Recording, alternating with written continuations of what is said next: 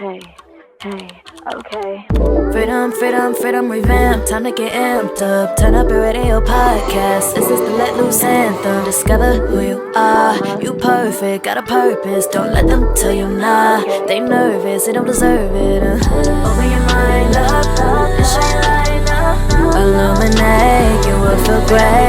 Freedom Revamped. Open your mind up and shine your light now. Don't hesitate, tune in today. Freedom Revamped. Freedom Revamped. Freedom Revamped. You could be living a free life. Internal freedom is your right, it's your life, yeah. Freedom Revamped.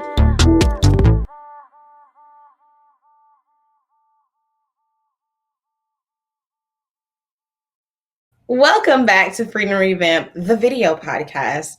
We are so excited for this season, and this specific episode, we're not going to do too much. It's just going to be me and Kourtney, and we will be discovering self-identity. So this is a conversation that's very important, especially as you're trying to determine who you are and to develop freedom, because it's essentially, we talked about this in previous episodes, how important it is to know who you are and operate in who you are to really feel free.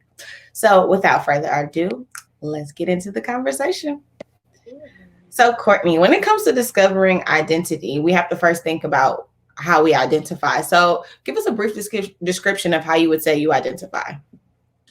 Ooh, that actually is a deeper question than you think, simply because I feel like I say this a lot, but I had a tough time knowing who I was growing up because there's so many things happening in my life that we can probably get into later.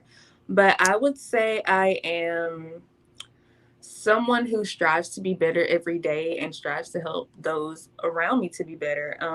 Funny thing is, I actually just looked at someone's Instagram bio like earlier this morning, and her bio said, "My purpose is to help you find yours." And I honestly feel like that is me as well. So I'm someone who is not going to give up on those who I love, and I'm someone who is not going to allow people to give up on themselves either. I think that encompasses everything I do in one tiny little package. I would agree. I mean, now that you mention it and I start to settle in with the question, there are different things that are a part of who I am and how I identify. But like, if I had to piece things together, because there's such a great intersectionality to who I am and all the different things that I enjoy. Like, I like gospel music, but I also like trap music. Yes. I'm an artist, but I'm also a scholar. Obviously, I'm a child of God, and that's something that's a really big deal to me. There's a meme out right now that I think is so funny, and it's like, don't ask me if you don't mean to put God in it, because I'm gonna put God in it. Because that's me. And then, of course, I'm the biggest thing for me is being a creative.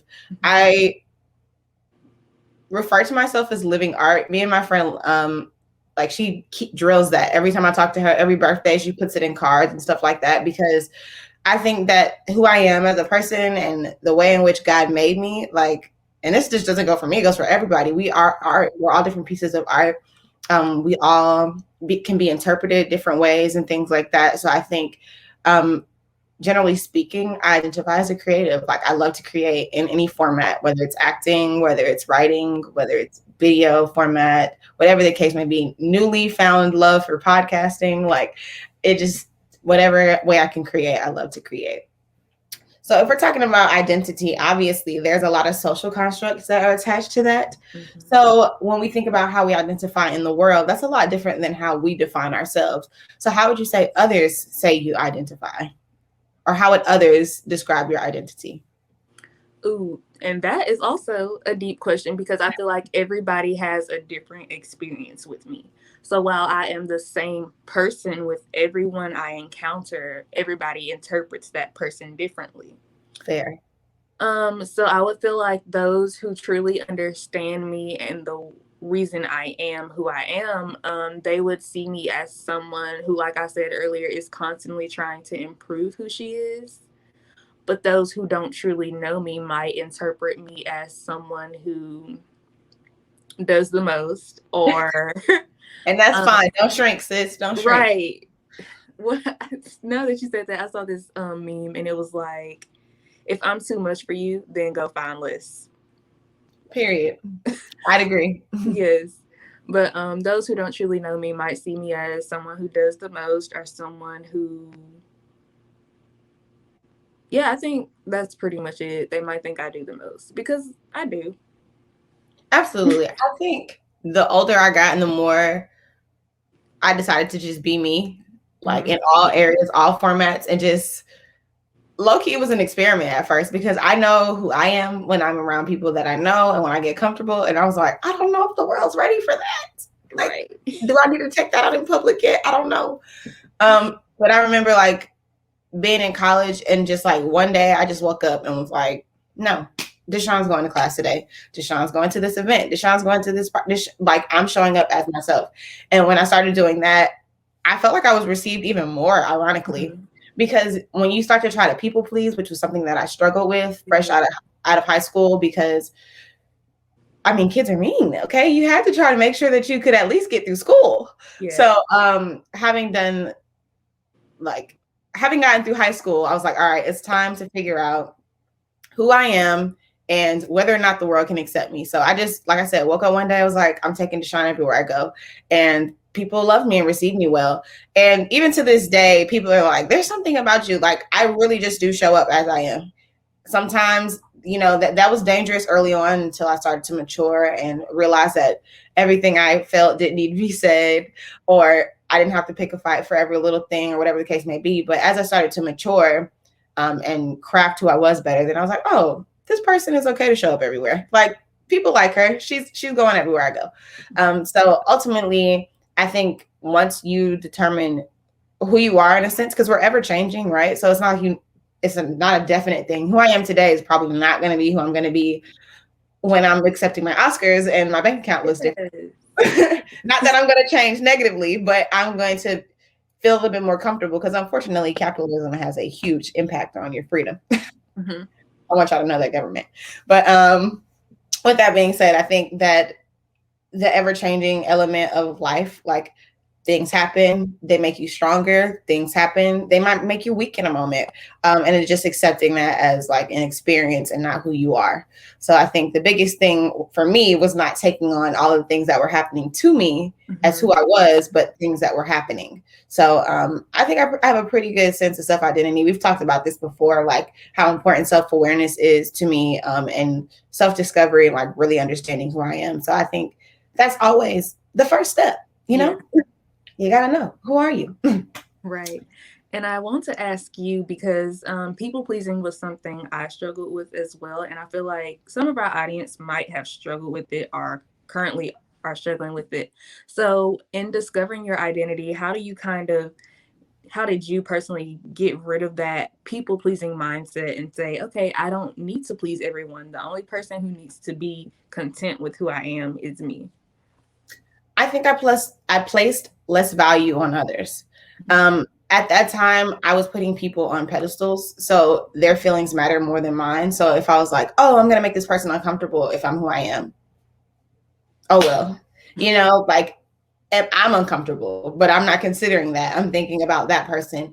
And then oftentimes we value people's opinions too much. One of the things that I say to myself, or I'll say to my brother, because he'll be like, you're embarrassing or something like that. And I'll be like, we're never going to see that person again. And if we do, they're probably not going to remember what happened. Like, I just placed way less value on the things that used to embarrass me. Excuse me. I placed way less value on the things that used to embarrass me, and just kind of like charged into situations knowing like, what difference is it going to make if I please that person? You know what I'm saying? Like, are they going to treat me any differently? Probably not. Or are they going to respect me anymore? Probably not. And 9 times out of 10, when you're trying to please people, they have no idea. They're completely oblivious to it. Yeah. You're just pretty much performing as a servant to their emotions and to their well-being without considering your own. And when you look at it like that, it kind of makes you like, why would anybody do that, right? But it's harder. It's harder when you're in the situation than it is to reflect on it. So it took a while. I'm not going to lie. Because when I think back to college, if I'm being honest, I went to a lot of parties I didn't want to go to. I took a lot of shots I didn't want to take. And And just thinking about all of those situations, like where I just couldn't speak up enough for myself and say, I don't want to do this because everybody else was doing it. I was like, I'm going to go along with it. And it's very much that analogy that our parents used to give. Like, if everybody else jumps off a bridge, are you jumping off the bridge too? I don't know, Mom. I got my parachute on my back. I might go out that guy. Like, Oh my God. You know what I'm saying? Like that was literally what I was doing as a people pleaser. I was showing up to that bridge with everybody else on the edge, sometimes with the parachute, sometimes without. You know, sometimes you put yourself in very dangerous situations trying to people please. So I think it definitely takes growth. It definitely takes practice. You talked about that with the practice of freedom. That is like the biggest element, like being free to be who you are. You know what I'm saying? So it's definitely a practice. It's definitely sometimes accepting who you are for yourself, because there's good and there's ugly to it. So the good is easy to be like, oh, I'm Kourtney, I'm cute, I'm smart, I'm about my business. But then it's hard when there's like the negative effects of things that you are like working on and you're like, okay, I'm Kourtney, I probably need to work on this, I probably need to work on this. And those parts are not so pretty. And that's the hard part, because a lot of times those parts are what you're projecting to those around you when you're in this feeling of like needing to people please. You're like, I think they see this. I think they see this. And they have no idea that you're struggling with whatever you're struggling with. So I think the biggest thing, like I mentioned earlier, is just kind of alleviating the value that we place on others ahead of ourselves. Like put yourself on the first pedestal and then they can sit on the ones around. Yeah. I think for me, it was burnout, because I would be one Kourtney around this group of friends, a completely different Kourtney around another group of friends. And I also saw myself starting to become things I didn't like that I saw in other people. So I would be like, oh, I don't like fake people. But you're friends with person A when you're in their face. But if person B doesn't like them, then you don't like them either.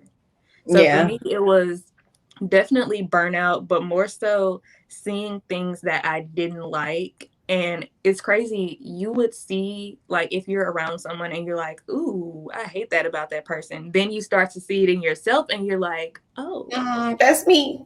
I'm that person. Yes, it's me. It was a lot. And I became super depressed. I saw myself not flourishing in school, in relationships with my friends and my family.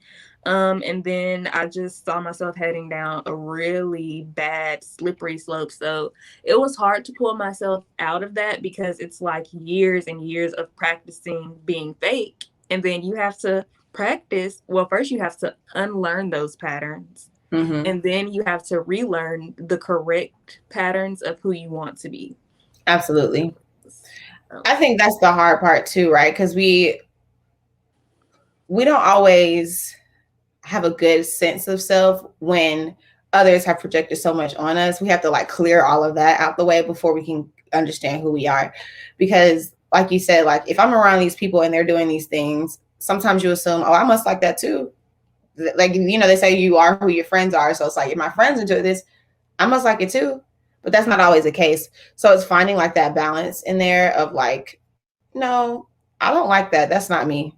And then trying to figure out how to like dial it back, because I mean, it was hard saying, I don't want to go to this party, or I don't want to take this shot, or I don't want to hang with those people, when I knew that that was something that I probably would have enjoyed momentarily. It would have been instant gratification, but it would not have been fulfilling to me later, when the DeShon that I was at the time was like so self-conscious about those things. Like, oh my God, like I was struggling with my spirituality, like out in the world, like exploring the world and not really worrying about my spirit. So I think the biggest thing, like you mentioned there, is like, sometimes it's hard when you're one person here, one person there, and you're like, dang it, who am I? But you know, so you really do have to search to find the pieces. Like, I know I'm not this, I just did that. Or I know I'm not this, I just did that. Which is another reason why I mentioned earlier how sometimes our circumstances and our experiences reflect on who we are, but they're not who we are. It's just what happened.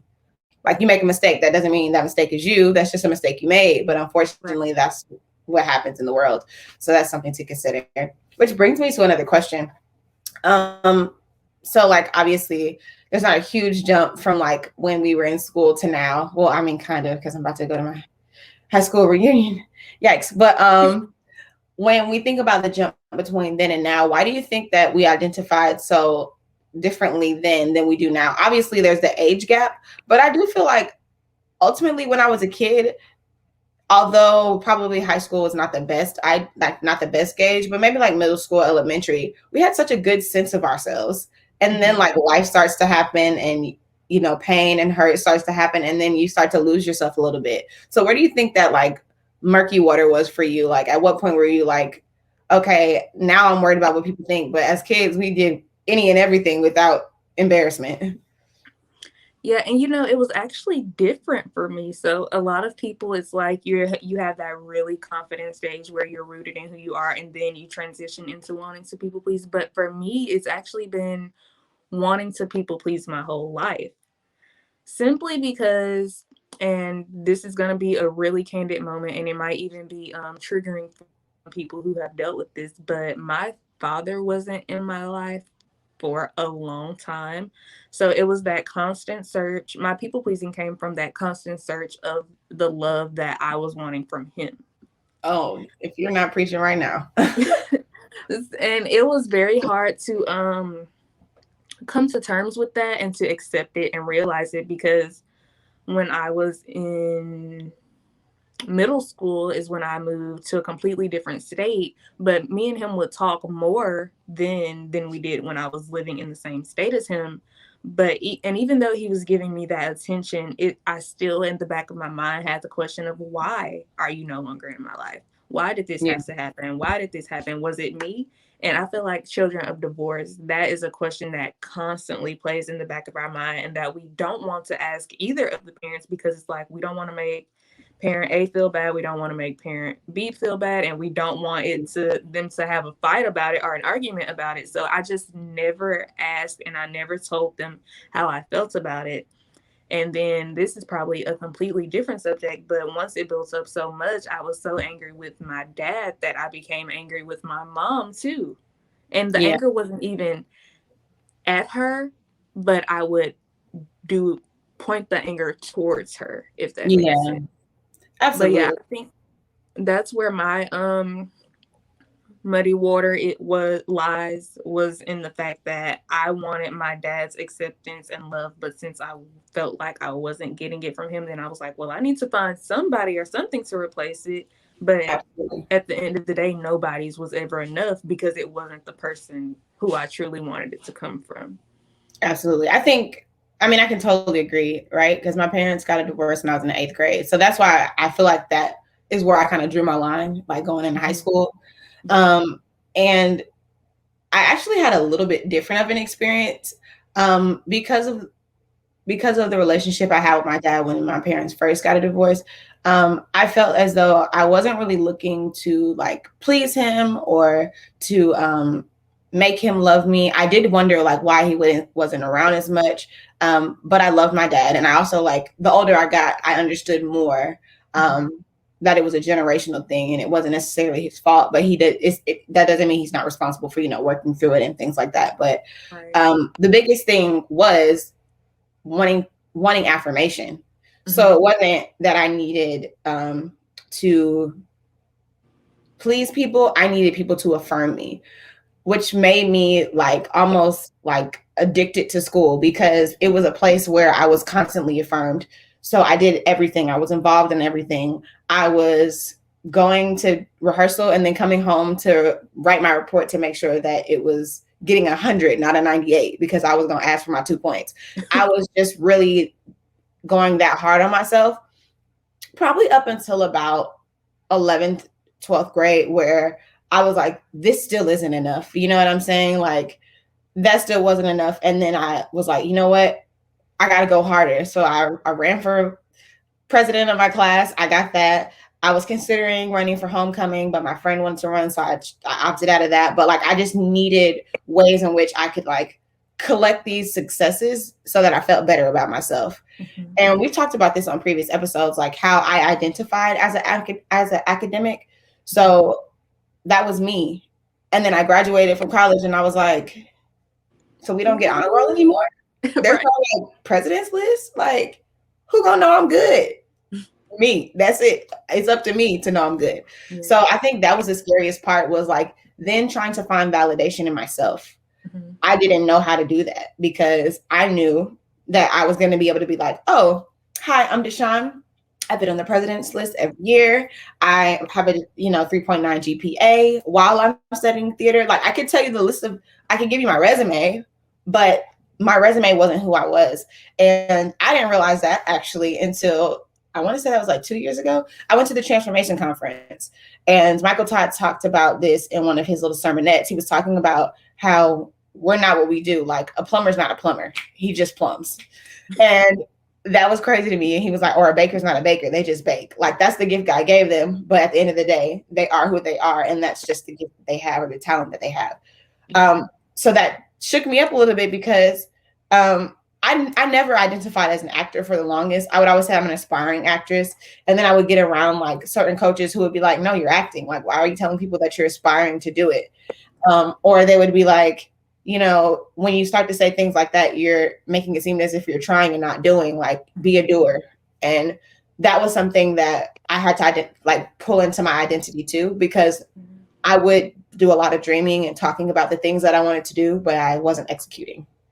So I think the biggest thing when it came to that murky water, like you were talking about, is at 27 years old, I can tell you now that a lot of the people pleasing I did early on, or the affirmations I needed, like from men or from my friends or from my academic and scholastic career, was because I was lacking that from my dad. Like, my dad wasn't around to affirm the things that I was doing. So I figured if I had all of these things to tell him when I saw him, like, hey, I did this, it made me feel better. So that was probably my biggest struggle. But obviously some of that has changed now that I've gotten older. But it's just a principle of thinking like how big like life events can affect your whole, like the trajectory of your life and who you become. So kind of asking that question, like, that's a big life event, right? Especially when it happens in our youth. And that's a time where we're starting to figure out who we are. And it has a huge effect on who we are when we get older. So how do you think events in our life sometimes can rub off onto who we are? Yeah, I think it's all in how we allow it to rub off on us. So there can be negative things that happen in our lives that we can allow to shape us into being a better human. It's all in how we view it. So I could have said, okay, well, my dad's not in my life. That doesn't mean I have to search for love from everybody else. I could have chosen to ask him, hey, what happened? Or I could have said, okay, well, right now, maybe I don't need that love and validation from somebody else. Maybe I need to look for it from myself, and more importantly, from God, who is my Father in heaven. There are so many things, but oftentimes for me personally, because I can only speak for myself, I did allow those things to rub off on me negatively. So if a friendship ended with someone, then I would say, oh, dang, I'm a bad friend. No, you aren't a bad friend. That's not how you should identify Kourtney. What you should say is, okay, that relationship is over. That relationship was only meant to last for this page or this chapter of your life. So I really feel like oftentimes if it's showing up negatively in your life, then it's because it's the perspective or the way that you're looking at it. So I feel like we should just honestly change our perspective and the way we look at things, because I feel like I'm almost hardwired to look at things negatively, or I allow myself to look at things negatively. So that's another practice, is looking at things from a different perspective and not allowing it to say, or not allowing myself to say, okay, Kourtney, because this happened, you are this. Absolutely. Like you were saying, the things that have happened to us they make us who we are, but they aren't who we are. Absolutely. And I mean, that's it right there. And even for me, I wanted to take on all of the like hurt and pain of the things that were happening to me forever. Like, oh, I'm hurt about this. Oh, life is just going to be so bad. And that wasn't always the case. So I did have to grow out of that. But the older I got, like I said, I was able to separate what I was going through and find who I was in the midst of those things. Or like my reaction to it is proof of who I am. So if I'm reacting to it in weakness, then that might be an area that I need to strengthen, or whatever the case may be. So that's pretty much been my learning curve, is trying to figure out what are my strengths in these areas. Like you said, like, am I optimistic? I would like to say that, but then sometimes I'm very much a realist, which makes me a little bit of a pessimist. And like I'm like, oh, this can't work. I'm not going to try it, which then keeps me from being a doer.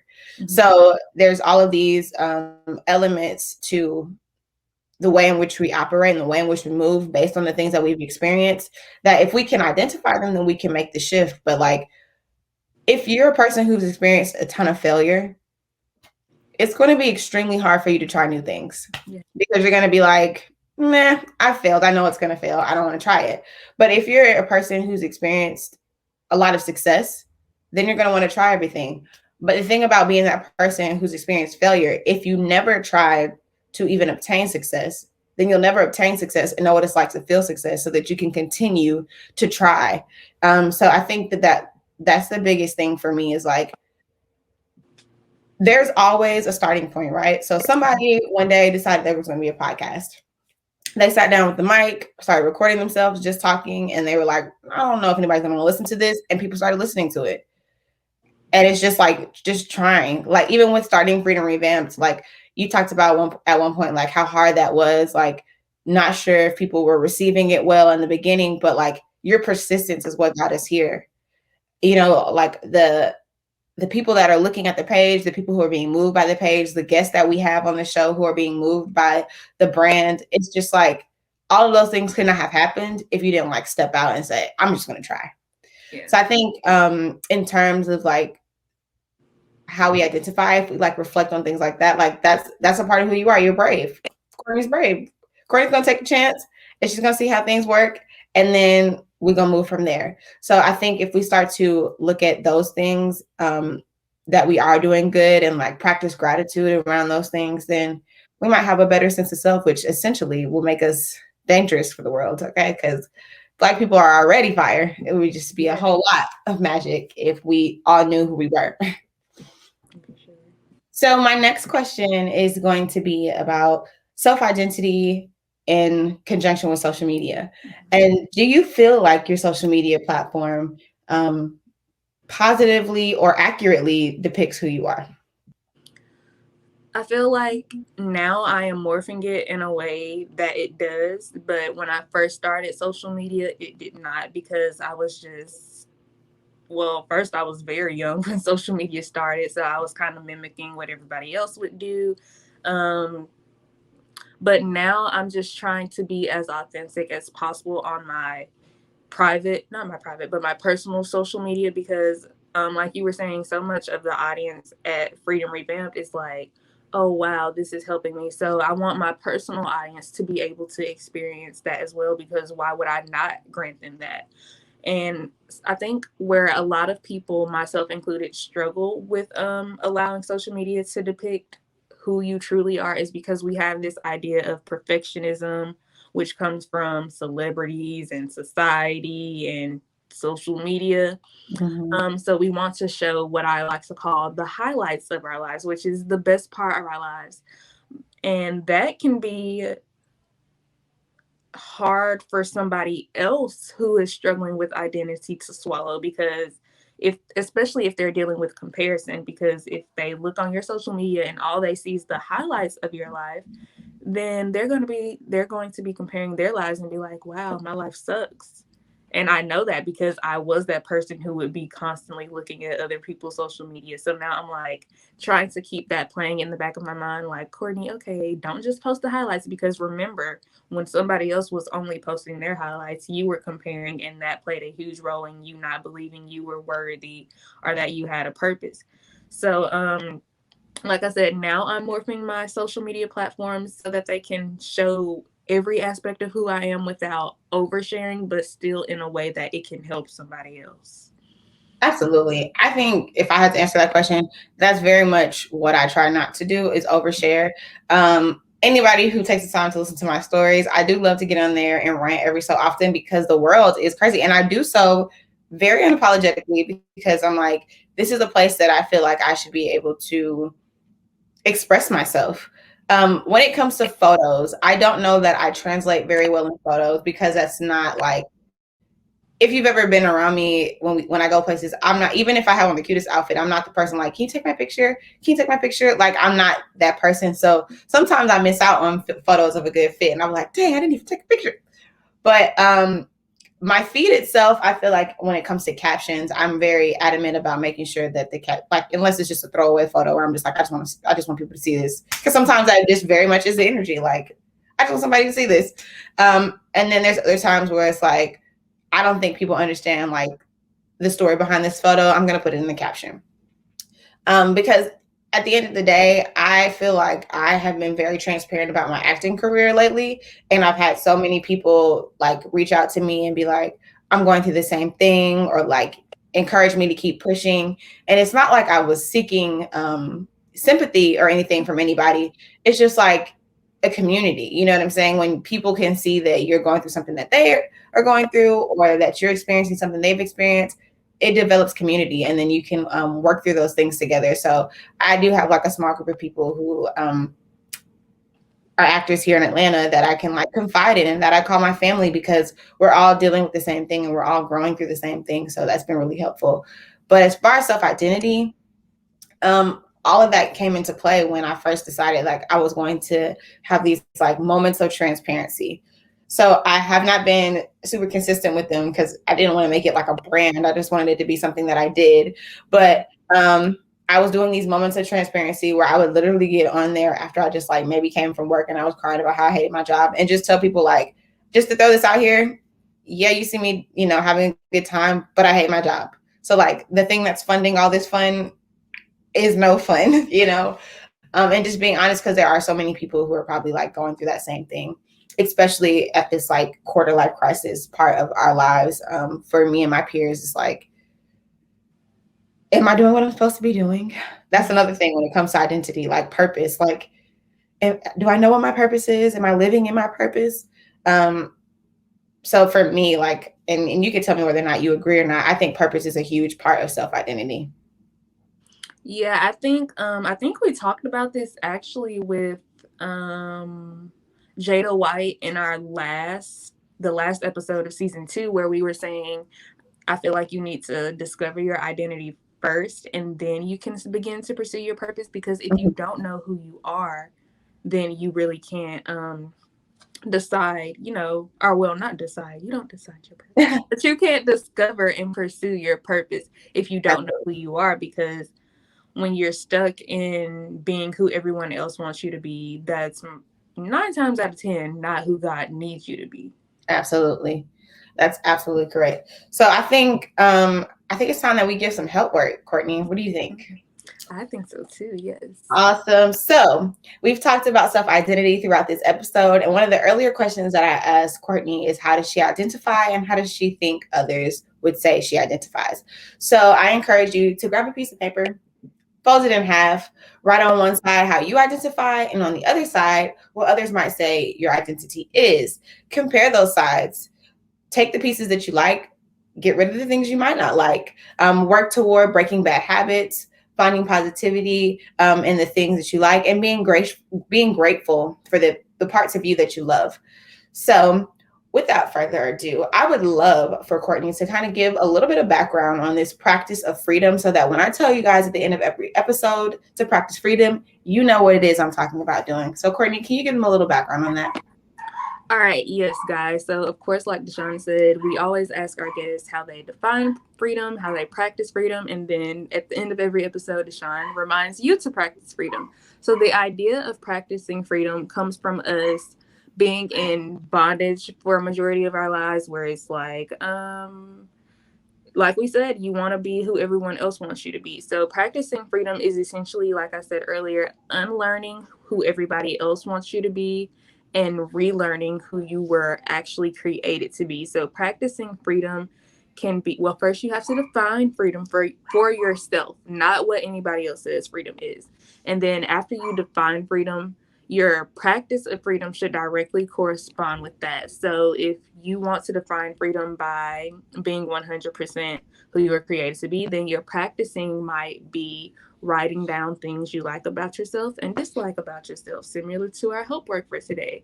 If you want to define freedom as as being healthy, then your practice of freedom might include doing yoga or running. It's different for everyone, but those are just two examples that popped up in my head.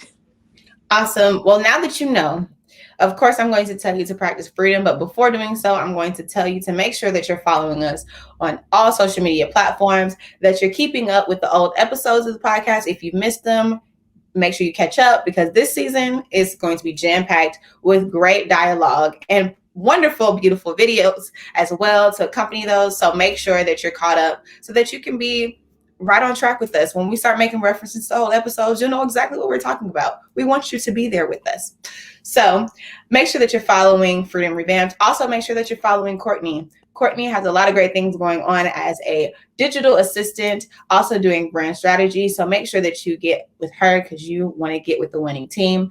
And you can follow me as well. We'll be sure to share our links down in the description box below. As always, we love you all and practice freedom.